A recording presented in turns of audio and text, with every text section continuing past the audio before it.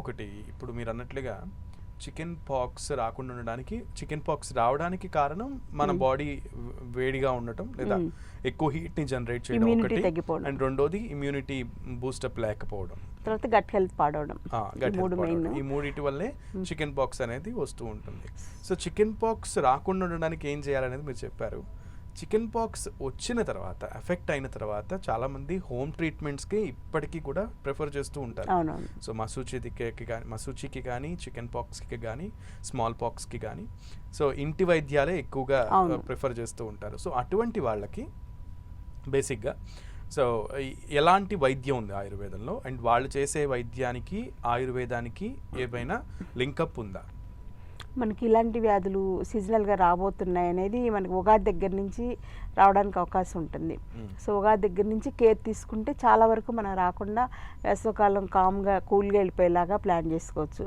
దానికి ఏంటంటే ఇంట్లో ఒక చిన్న మనకి హోమం చేస్తాం కదా, అదే టైప్లో ఒక మట్టి పాత్ర ఏదన్నా మూకుడు ఉంటుంది కదా, మూకుడు తీసుకుని దాంట్లో 4 ఆవు పేడతో చేసిన పిడకలు ఉంటాయి కదా, పిడకల్లో కొంచెం నెయ్యి వేసి ఆ నెయ్యి మీద కొంచెం కర్పూరం అది వేసేసి వెలిగించేసేసి అందులో తులసాకులు, వేప పువ్వు, వేపాకులు ఇలాంటివన్నీ ఆరబెట్టుకుని రెడీగా ఉంచుకోవాలి. మనం ఎట్లయితే ఇంట్లోకి సాంబార్ పొడి అవన్నీ పెట్టుకుంటామో ఇలాంటివన్నీ కిట్స్ అన్నీ కూడా ఒక పక్కన పెట్టుకోవాలన్నమాట.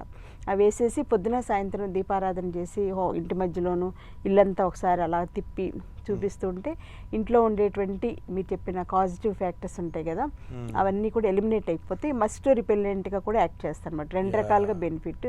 నేనైతే అనేది కోవిడ్ టైంలో విన్నాం యాక్చువల్లీ, పిడకల పేడతో చేసినటువంటి పిడకలతో ధూపం వేస్తే చాలా మంచిది బ్యాక్టీరియా అవన్నీ రాకుండా. ఇది కూడా ఒక రకమైన ఎపిడమిక్ డిజార్డరే కదా, కోవిడ్ కూడా ఒక రకమైన ఎపిడమిక్. సో నేనైతే ఏం చేస్తానంటే ఆ పౌడర్ మసి అయిపోతుంది కదా, మసి అయిపోయాక దాన్ని పడేయకుండా ఒక డబ్బాలో వేసేసి కొన్ని రోజులు పోయాక మిక్సీలో వేసేస్తాను. ఇంత కలెక్ట్ అయ్యాక జల్లించేసేసుకుంటే దాంతో దంతదావనం చేసుకుంటాను. నేను టూత్పేస్ట్ నాకు తెలిసి 81 నుంచి టూత్పేస్ట్ వాడాల. అంతకుముందు కూడా జస్ట్ 2-3 years వాడుంటాను.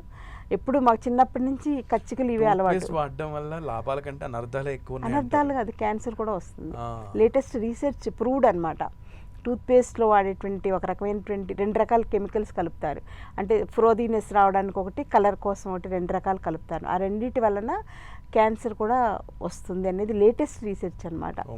సో అందుచేత అందరూ కూడా ఇలాంటివి చేసుకుంటే, అంటే మనం రూపాయిని ధూపం వేసిన తర్వాత వచ్చేటువంటి బూడిదని మళ్ళీ మన దంతదావన చూర్ణంగా నేను ఎప్పటి నుంచో వాడుతున్నాను, అందరూ కూడా హ్యాపీగా వాడుకోవచ్చు. సో ఇప్పుడు మనకి పిడకలు కూడా మనమైనా చేసుకోవచ్చు, లేదా మార్కెట్లో కూడా ₹2 కోటి ఆన్లైన్లో దొరికేస్తుంది. బొగ్గుతో మీరు అన్నట్లుగా మౌత్ ని వాష్ చేసుకోవచ్చు అనేది విన్నాను, దంతాలని శుభ్రపరచుకోవచ్చు అని. అండ్ ఇటుకరాయి పొడితో కూడా దంతాలను శుభ్రం చేసుకోవచ్చు అని. ఇది ఇంకా బెస్ట్.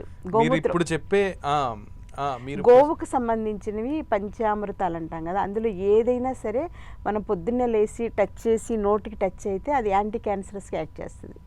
అంత మైండ్ని కామ్నెస్ వచ్చేస్తుంది ఆటోమేటిక్గా. గోవు అంటే అసలు గోమాత అంటే నిజంగా చెప్పాలంటే తల్లి కన్నా గోమాత చాలా ముఖ్యమైనది అనమాట. మన భారతదేశంలో ఇన్ని గోవులు ఇన్ని ఉండడం అనేది నిజంగా పెద్ద సంపద. దాన్ని మించిన సంపద ఇంకోటి లేదు. అందుకని గోవుకు సంబంధించింది ఏదైనా మన బోల్డ్ గోమయం, పిడక, ఆ పిడకని మనం పొద్దున్నే నోట్లో పెట్టుకుని దంతదావనం అంటే కనీసం 5 to 6 minutes పడుతుంది కదా. అది చేతితోటే చేసుకోవాలి, బ్రష్తో చేసుకోవడం కూడా కరెక్ట్ కాదు యాక్చువల్గా. మనకి బ్రష్లు అలవాటు అయిపోయి అవన్నీ నెలలా కొనడం, పర్చేసింగ్, డబ్బులు అలా పోసేస్తున్నాం అనమాట. సంచులతో తీసుకెళ్ళి పోసేసి ఇన్ని సామాన్లు తెచ్చుకుంటున్నాం. అలా కాకుండా మనం అన్ని రీయూజ్ చేసుకుంటే మన ఇంట్లోనే మనం రీయూజ్ చేసుకోవచ్చు, పైసా ఖర్చు ఉండదు. సో అది నిజంగా. సో చికెన్ పాక్స్ వచ్చిన తర్వాత మీరు అన్నట్లుగా అది ఓకే. చికెన్ పాక్స్ వచ్చిన తర్వాత ట్రీట్మెంట్ చాలా మంది ఒక ఐసోలేట్ చేస్తారు వాళ్ళని ఫస్ట్ థింగ్, అండ్ రెండోది వేపాకుల మీద పడుకోబెడతారు, మంచిది అది కూడా. అండ్ మూడవది వాళ్ళని ఎవరిని కూడా వాళ్ళని దగ్గరికి వెళ్ళనివ్వరు.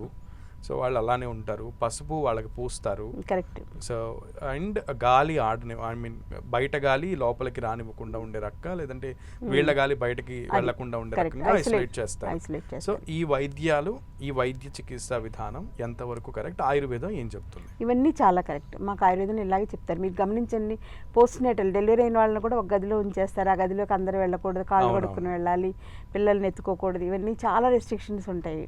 ఇప్పుడు ఏంటంటే అన్నీ మనం ఓపెన్ చేసి అనవసరంగా మనమే సమస్యలు తెచ్చుకుంటున్నాం అనమాట.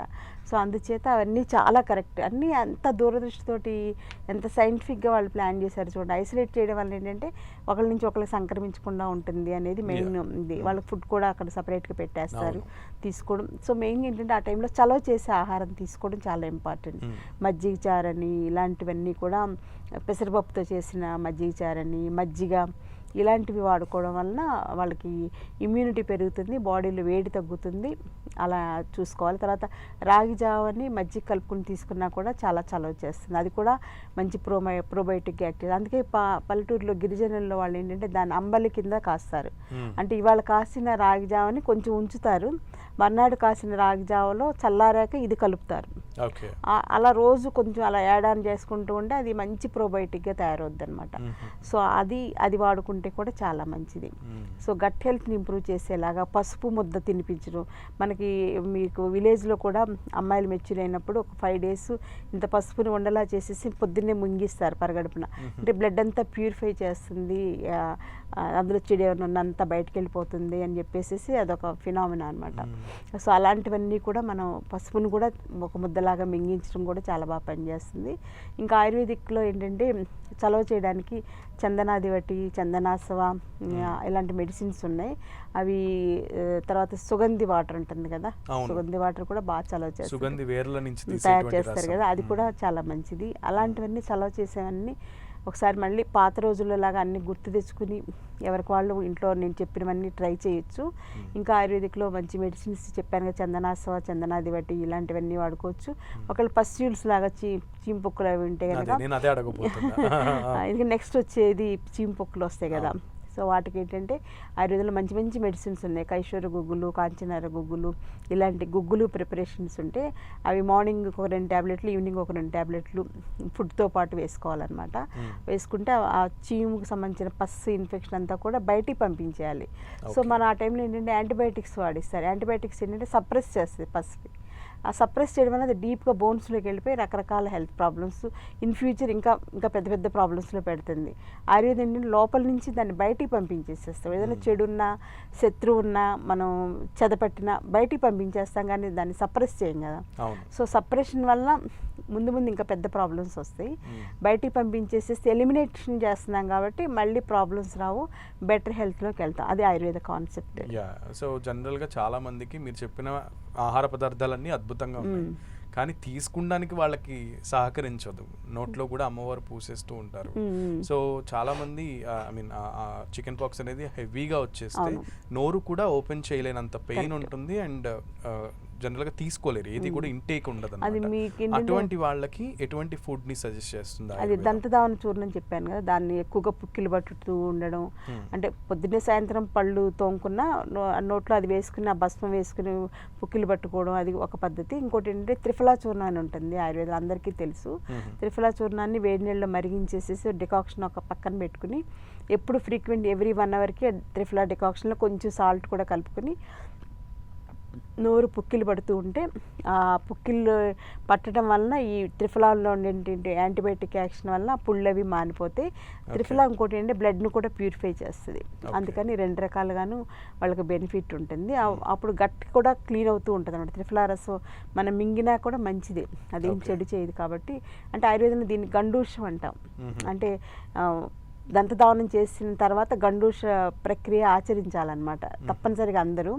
అదే ఒకప్పుడు అందరూ కూడా మౌత్ పుల్లింగ్ అని చేసి ఆయిల్ పుల్లింగ్ అన్ని వ్యాధులకి ఆయిల్ పుల్లింగ్ ఒకటి సర్వదోష నివారణ అనుకునేవాళ్ళు. అదేమైపోయిందో వాళ్ళు అందరూ మర్చిపోయారు. బాగా ఒక 20 years బ్యాక్ అది సినిమాల్లో కూడా అదే అని చూపిస్తుంటాడు కదా ధర్మవర సుబ్బారావు, అలాగా ఉండేవి రోల్స్. ఇప్పుడు మళ్ళీ మర్చిపోయారు. ఇలాంటప్పుడు ఉపయోగించుకోవచ్చు, అవన్నీ కూడా మంచిదే. ఓకే.